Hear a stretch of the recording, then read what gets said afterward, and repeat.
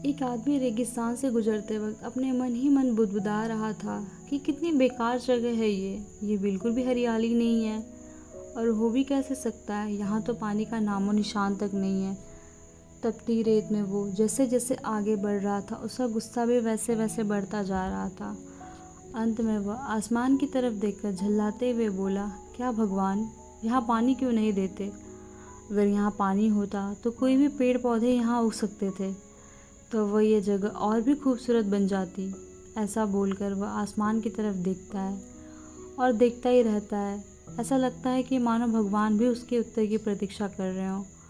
तभी एक चमत्कार होता है। नज़र झुकाते ही उसे सामने एक कुआं नज़र आता है और वह इस इलाकों में बरसों से आ जा रहा था, परंतु आज तक उसे कोई भी कुआं उस इलाके में नज़र नहीं आया था। वह आश्चर्य में पड़ जाता है और दौड़ते दौड़ते उस कुएं के पास पहुंच जाता है। जब वो कुएं के पास पहुंचता है तो वह और भी आश्चर्य हो जाता है कि वो कुआं तो एकदम लबलबा पानी से भरा हुआ है।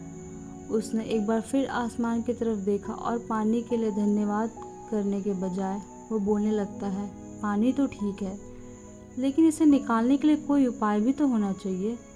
उसका ऐसा कहना था कि उसे कुएं के बगल में एक बड़ी रस्सी और बाल्टी दिख जाती है।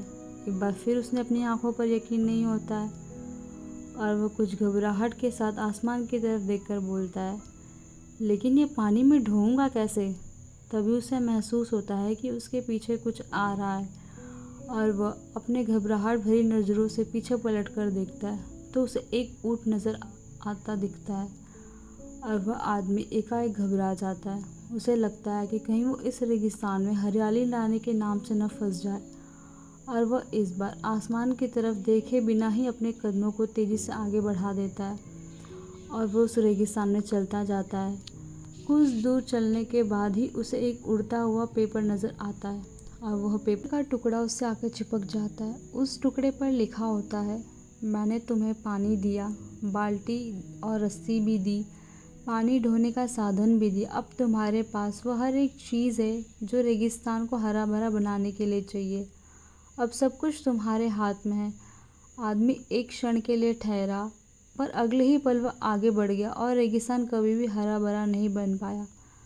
तो दोस्तों, इससे हमें यह सीख मिलती है कि कई बार हम चीज़ों को अपने मन के मुताबिक न होने पर दूसरों को दोष देते हैं। हम सरकार को दोषी ठहराते हैं, कभी अपने बुज़ुर्गों को, कभी कंपनी को, तो कभी भगवान को। पर इस दोषारोपण के चक्कर में हम सच्चाई को अनदेखा कर देते हैं कि एक इंसान होने के नाते हमें वो शक्ति है कि हम अपने सपनों को खुद साकार कर सकते हैं। तो इसीलिए कहा जाता है कि सब कुछ तुम्हारे हाथ में है, बस करने की क्षमता तुम्हारे अंदर होनी चाहिए और अपने आत्मविश्वास और अपने बल पर हम सारे सपनों को साकार कर सकते हैं।